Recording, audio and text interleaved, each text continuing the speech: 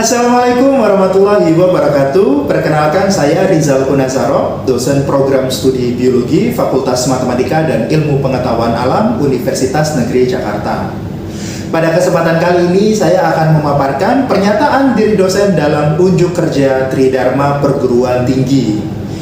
Lebih tepatnya pada bidang pengajaran mata kuliah Kultur Jaringan Tumbuhan.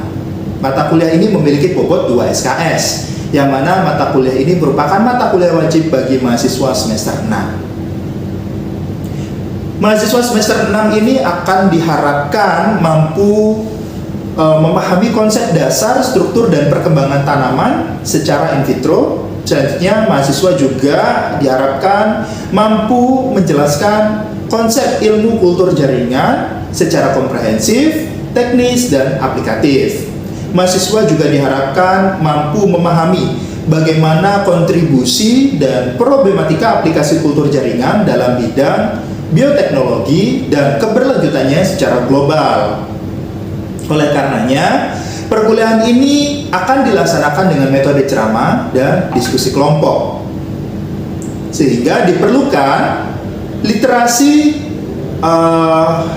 yang bersumber dari berbagai macam literatur, seperti halnya buku, jurnal, artikel ilmiah, dan lain sebagainya. Teknis yang diterapkan adalah case-based learning, yang mana diharapkan agar lebih memahami variasi problematika yang muncul untuk memperluas wawasan dalam memahami teori pada mata kuliah ini. Dengan menerapkan sistem pembelajaran hybrid learning, mata kuliah ini akan memadukan interaksi secara luring di kelas secara konvensional dan daring melalui Learning Management System Universitas Negeri Jakarta, Google Classroom, dan video yang telah diunggah di media sosial YouTube. Sistem pembelajaran yang saya usung akan menerapkan teknik DIA, yaitu Delivery, Interaction, dan Assessment. Capaian mata pembelajaran lulusan dalam mata kuliah ini disesuaikan dengan standar penyusunan kurikulum pendidikan tinggi yang terdiri dari 4 aspek, yaitu aspek sikap, aspek keterampilan umum, aspek pengetahuan, dan aspek keterampilan khusus yang dapat dilihat pada tayangan berikut. Selanjutnya, capaian pembelajaran lulusan dapat diturunkan menjadi 6 capaian pembelajaran mata kuliah sebagai berikut. Yang pertama, mampu menguasai prinsip dasar ilmu kultur jaringan secara komprehensif dan aplikatif. Yang kedua, mampu menerapkan teknik sterilisasi dalam kultur jaringan tumbuhan. Yang ketiga, mampu melakukan perbanyakan tanaman baik secara organogenesis ataupun embryogenesis melalui teknik in vitro. Yang keempat, mampu menerapkan formula zat pengatur tumbuh untuk keperluan kultur in vitro. Yang kelima, mampu menguasai metode inokulasi untuk meningkatkan keragaman soma klonal melalui kultur kalus, kultur suspensi sel, kultur meristem, kultur protoplas, enkapsulasi, hingga mutagenesis. Dan yang terakhir, mampu mengkaji dan merancang penelitian kultur jaringan tumbuhan serta mengintegrasikan kebermanfaatannya secara global. Sehingga dari CPNK tersebut dapat diturunkan menjadi 14 sub CPNK yang diterapkan pada 14 kali pertemuan pembelajaran, 1 kali ujian tengah semester, dan 1 kali ujian akhir semester. Yang mana materi perkuliahan akan dipaparkan terdiri dari materi sebagai berikut.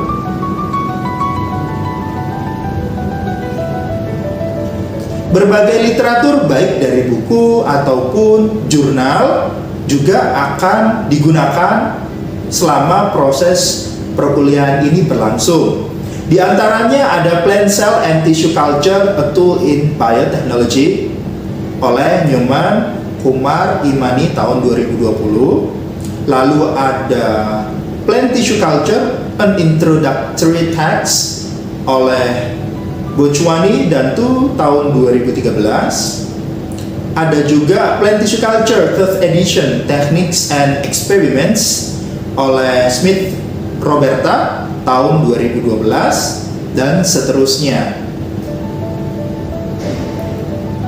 Artikel hasil penelitian saya juga digunakan sebagai acuan pembelajaran dalam mata kuliah ini, yakni ada in vitro medium term storage of banana cultivar barangan using alginate encapsulation technique. Ada juga effect of growing media types with the addition of PGR and mung bean sprouts extract on potato granola in vitro multiplication. Lalu ada juga pengaruh media MS dengan penambahan glutamin 100 ppm terhadap respon pertumbuhan dan perkembangan kultur tunas aksilar tebu varietas N1113, HW1 dan THA.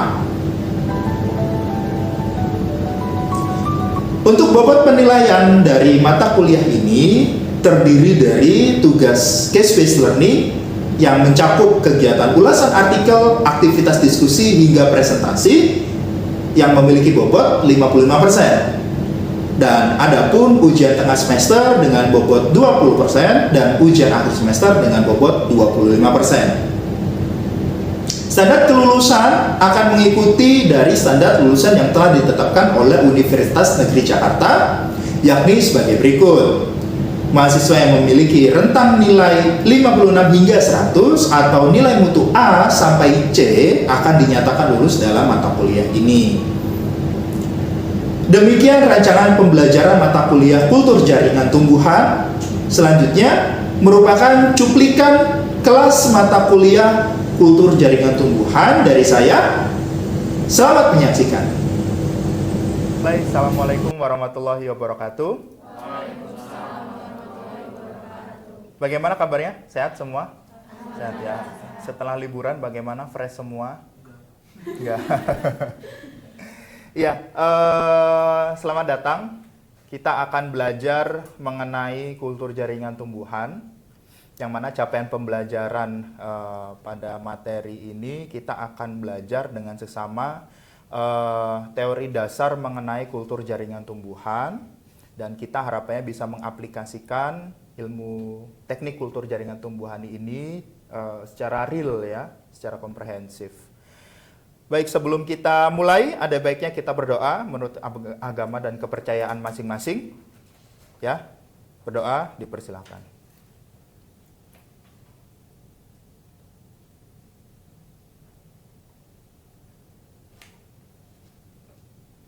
Baik, sebelum kita mengawali, ada baiknya kita refresh sejenak ya mengenai materi-materi yang sudah kalian dapatkan sebelumnya. Kan kalian sudah rata-rata nggak ada yang semester 1 kan? Semester lanjut semua ya. Jadi kita refresh sejenak. Kira-kira kalian akan belajar kultur jaringan tumbuhan, apa yang ada di benak kalian mengenai ilmu kultur jaringan ini? Boleh satu orang deh untuk mengawali pagi yang cerah ini. Ya, silakan. Mas siapa? Faisal. Kultur jaringan itu kalau dari yang pernah baca sih ngambil sebagian kecil jaringan tumbuhan terus ditumbuhin ke media khusus biasanya. Terus dijaga lebih steril daripada penanaman konvensional. Oke, sorry Mas. Biasanya diulang lagi. Suaranya nggak masuk. Ya, jadi kalau kultur jaringan yang pernah baca itu tekniknya caranya ngambil jaringan kecil, sebagian kecil jaringan tumbuhan terus ditanam di media khusus gitu. Jadi bedanya sama konvensional sih biasanya lebih banyak dan lebih cepat karena kondisinya lebih steril dan medianya udah nutrisinya terpenuhi. Baik. Boleh tepuk tangan untuk Mas Faisal. Jawabannya sudah cukup komprehensif sebenarnya. Sudah belajar kultur jaringan sebelumnya Mas di mana Mas? Di Google. Baik, sejenak di sini kita tonton video ya, biar kalian ada tercerahkan sebenarnya apa sih kultur jaringan itu. Kok ini tidak bisa?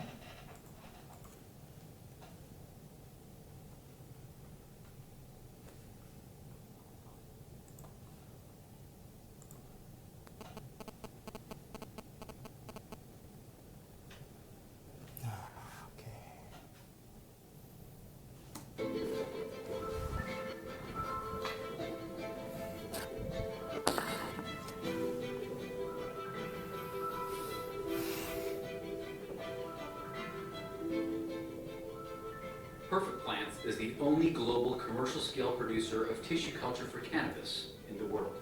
Tissue culture is essential to the successful cultivation of any plant on a commercial scale.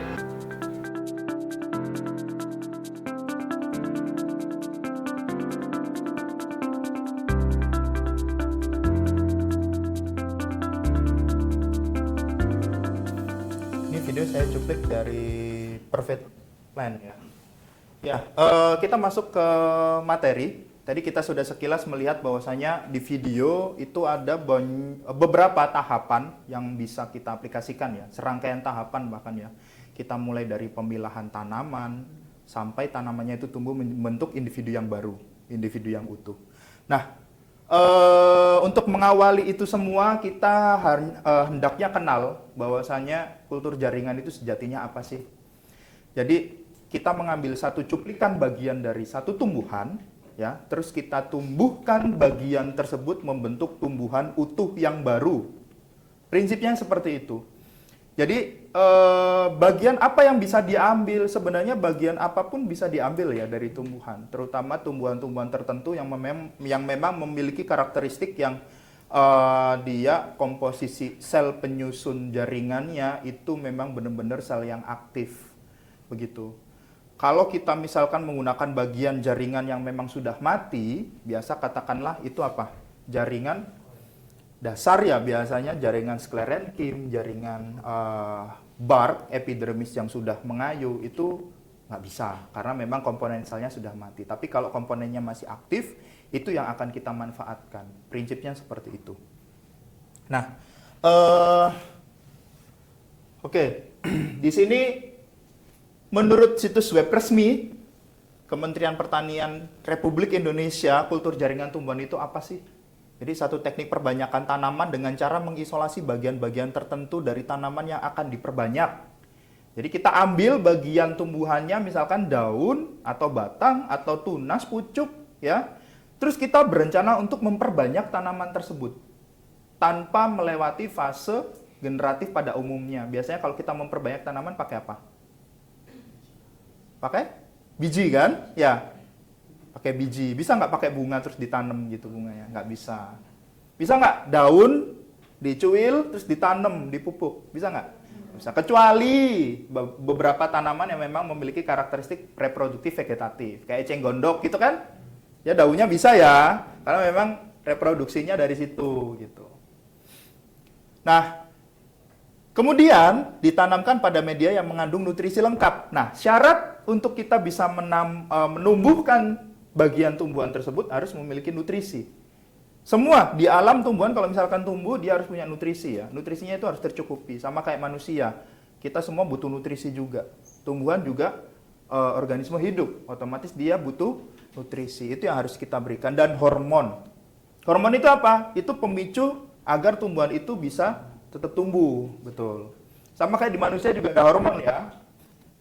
Di hewan, terus di beberapa organisme yang lain seperti jamur, bakteri, dan seterusnya. Tumbuhan pun juga butuh hormon untuk memacu pertumbuhan. Gitu ya. Dan kita tumbuhkan dalam kondisi atau lingkungan yang benar-benar terkontrol. Lingkungannya itu terkontrol dalam arti kita bisa mengendalikan suhunya, terus pH medianya, pencahayaannya, dan seterusnya. Kenapa harus dikontrol? Ya, betul. Agar tumbuhannya itu yang ditumbuhkan bisa tumbuh optimal atau maksimal pertumbuhannya. Gitu. Kalau kita biarkan kayak ya udah ditanam di alam gitu ya, itu akan sangat sulit gitu. Karena tumbuhan yang ditumbuhkan melalui teknik kultur jaringan itu harus benar-benar dalam kondisi yang terukur atau terkontrol.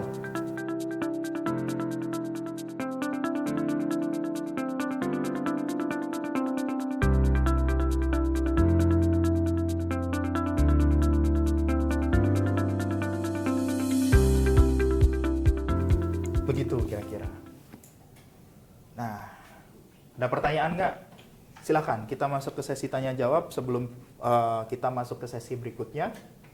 Setelah ini kita akan bagi kelompok. Kita akan melaksanakan case based learning. Jadi saya akan melempar satu kasus, silakan dibahas di kelompoknya nanti bagaimana tanggapan kelompok tersebut menanggapi situasi seperti itu, gitu. Case seperti itu. Ada pertanyaan nggak selama materi yang berlangsung tadi? Sudah paham? Ada pertanyaan? Samuel, ada yang tanyakan nggak?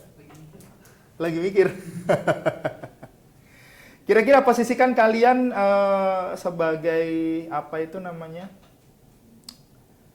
Mahasiswa nanti kedepannya akan ahli menjadi kultur jaringan tumbuhan. Kira-kira kendala apa sih yang akan kalian alami? Apa? Mau? Coba ini? Boleh. Siapa namanya, Mbak? Iya, nama ini mana sih? Iya, nama Itu saya. sudah nyala? Permisi. Tes nyala. Tadi tuh pertanyaannya kendala apa yang kalau misalkan kita Namanya siapa? Eviva. Evi. Fa. Panggilannya Evi atau Eviva? Eviva. Eviva. Ya, Silakan Eviva. menurut saya kendalanya di ruang lab ya, Pak. Kenapa dengan ruang labnya? Ya kan karena kalau misalkan kita kalau secara individu ya nggak dalam suatu organisasi atau lembaga gitu kan kita nggak punya lab gitu, Pak. Terus kalau misalnya Agak keras suaranya. ya kalau misalnya kita nggak punya lab kayak gitu kan jadi terkendala kan, Pak, sama tadi kultur jaringan itu kan sendiri harus bukan harus sih tapi baiknya menggunakan laboratorium, Pak. Iya, paling kendalanya, Pak. Terus sama sterilisasinya. Ya menurut saya itu. Berarti sterilisasi butuh skill ya? Selama ini Eviva melaksanakan teknik sterilisasi misalkan di praktikum mikrobiologi bagaimana? Belum, Pak. Oh, belum mikrobiologi ya. Oh, baik.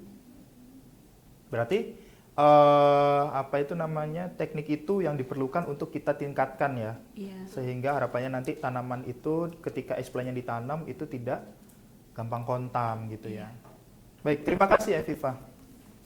Jadi terkait kendala laboratorium ya, memang kalau di kampus kita kan hanya satu ya, laboratorium kultur jaringannya, dan sebenarnya bisa digunakan ketika kalian ingin melakukan eksperimen itu, silakan bisa digunakan di situ. Laminar airflow, ra, inkubasi, semuanya sudah komplit gitu sebenarnya. Tapi kalau misalkan kalian lulus nih, benar-benar concern di situ, ya kita butuh untuk konsistensi skill ya, untuk bagaimana kita menanam dan seterusnya. Karena kalau kita jarang gunakan skill itu ya otomatis akan turun gitu. Nah, biasanya kita melakukan kerjasama dengan pihak-pihak terkait. Biasanya pihak-pihak terkait, misalkan pihak budidaya tanaman hias dan sebagainya, itu mereka memiliki lab kultur jaringannya sendiri. Gitu. Sehingga kita bisa berkolaborasi dengan mereka untuk kita bisa mengembangkan ilmu kita masing-masing ya. Maksudnya skill kita lebih meningkat gitu. Gitu. Baik, ada pertanyaan lagi? Ya. Nih, silakan. Sebutkan namanya juga, Mas. Ya, terima kasih Pak untuk kesempatannya. Saya Samuel dari biologi. Jadi saya mau tanya. Agak kenceng suaranya. Ya, jadi kan ini kan kita bahasnya itu yang kalau misalnya tanamannya udah jadi ya Pak. Kalau misalnya tanamannya gagal dalam pertumbuhannya itu, apakah kita langsung buang aja tanamannya atau kita melakukan beberapa proses dalam pelaksanaannya gitu? Ya, baik. Iya. Sudah? Ya. Sudah. Jadi ada beberapa problematika kalau misalkan di botol itu terjadi kontaminasi ya. Jadi ketika terjadi kontaminasi apa yang dilakukan? Ada beberapa tahapan. Tergantung kontaminasinya seperti apa. Kalau kontaminasinya cuma ada di sekeliling dinding belum menyentuh explannya, kita bisa rescue atau kita bisa selamatkan. Kita pindahkan ke media yang baru. Gitu. Tapi kalau kontamnya datang dari explannya, jadi explannya itu tumbuh jamur gitu ya. Nah, berarti sterilisasinya kurang bersih nih. Gitu. Atau ada step sterilisasi yang keliru, tidak sesuai gitu. Nah, maka kita musnahkan. Jadi itu udah nggak bisa diselamatkan lagi. Oh, berarti kalau bisa. Gitu. Jadi kita nanam lagi dari awal. Berarti kalau bisa expand yang kontak itu nggak bisa kita kontrol pakai suhu atau cahaya gitu. Nggak bisa. Nggak bisa. Jadi kita nggak bisa memainkan suhu, cahaya, kelembapan untuk membasmi kontaminan, nggak bisa. Jadi sekali kontam di dalam botol, nah kita treatment sesuai dengan kontam itu bagaimana tumbuhnya. Tumbuh berasal dari media atau tumbuh berasal dari explant-nya. Begitu ya Mas Samuel ya? Oke.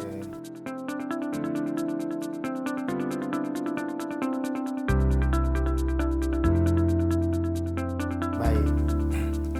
Kita lanjutkan aktivitas kita. Di sini ada diskusi kelompok ulas artikel. Saya punya satu artikel di mana harapannya kita belajar case ya, salah satu kasus yang muncul yang lumayan fenomena di kalangan ilmuwan kultur jaringan adalah teknik sterilisasi dan propagasi.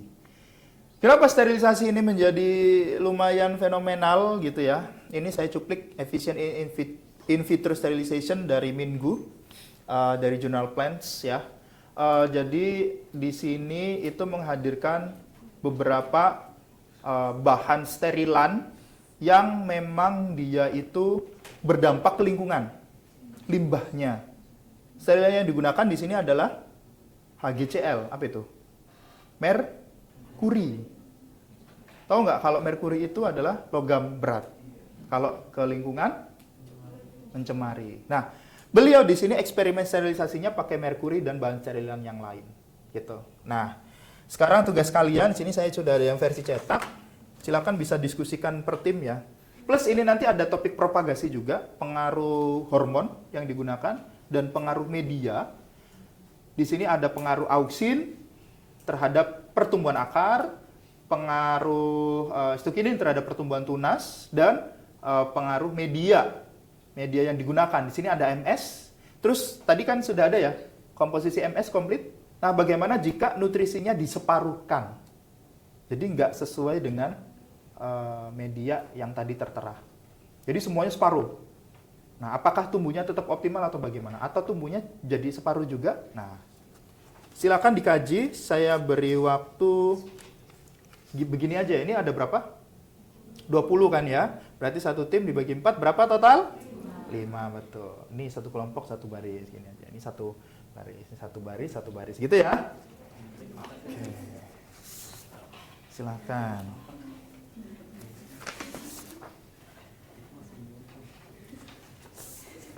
Mulai.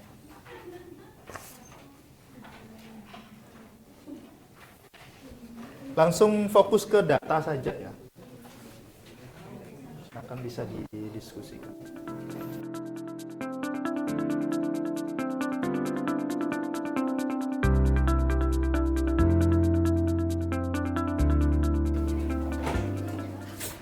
Baik, kita mulai dari kelompok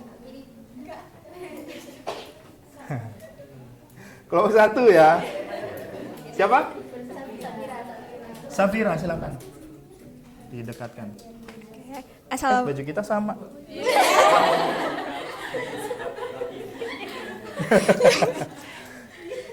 Silakan Safira. Oke, assalamualaikum warahmatullahi wabarakatuh.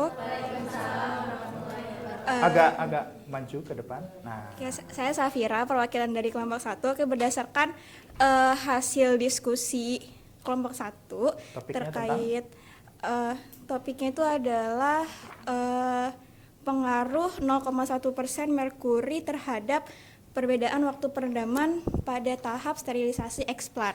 Jadi dari hasil yang ada di tabel ini itu menunjukkan bahwa semakin lama perendaman explant dengan cairan merkuri itu menunjukkan bahwa tingkat kontaminasinya itu semakin rendah sehingga kelangsungan hidup si tanaman ini tuh semakin tinggi gitu.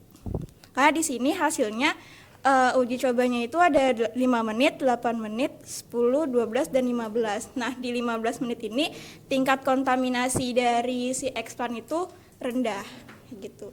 oh berarti semakin lama Iya, semakin lama tingkat perendaman dengan merkuri, maka tingkat kontaminasinya kontaminasinya semakin semakin rendah. rendah. Iya. itu dibandingkan dengan merkuri saja atau ada pembanding yang lain? Hanya merkuri saja, Pak. Hanya merkuri saja. Oke. Baik, terima kasih informasinya Safira. kasih. Kita beri aplaus ya.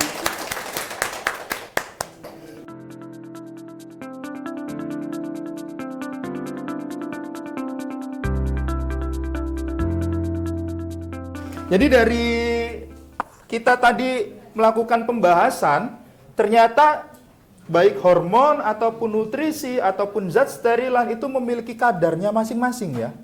Gitu. Ini masih satu tanaman loh. Kalau kita ulas tanaman yang lain itu konsentrasinya pasti akan berbeda lagi. Gitu. Oleh karenanya penting untuk kita melakukan literasi sebelum kita menetapkan konsentrasi mana yang tepat di penelitian kita. Gitu ya. Baik. Oke. Sebelum kita masuk ke kesimpulan, kita akan ada evaluasi. Bentar. Nah, sudah pernah main kuisis semuanya? Sudah ya? Bisa menggunakan HP masing-masing?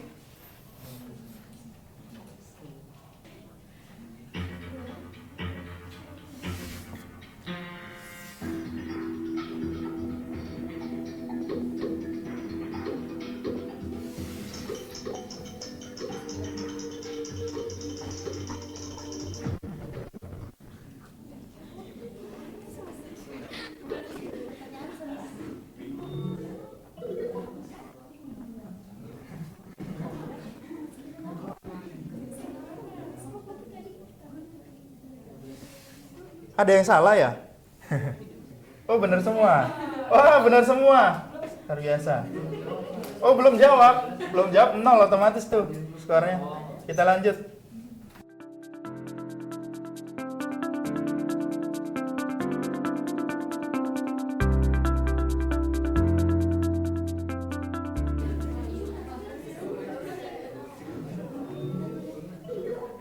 Wih. Itu soalnya belum muncul sudah jawab dia kayaknya.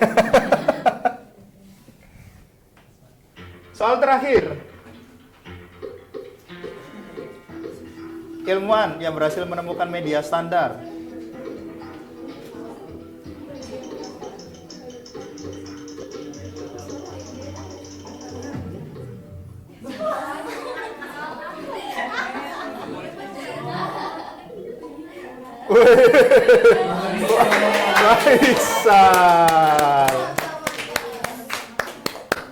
Baik, luar biasa ya. Biasa di luar. Oke,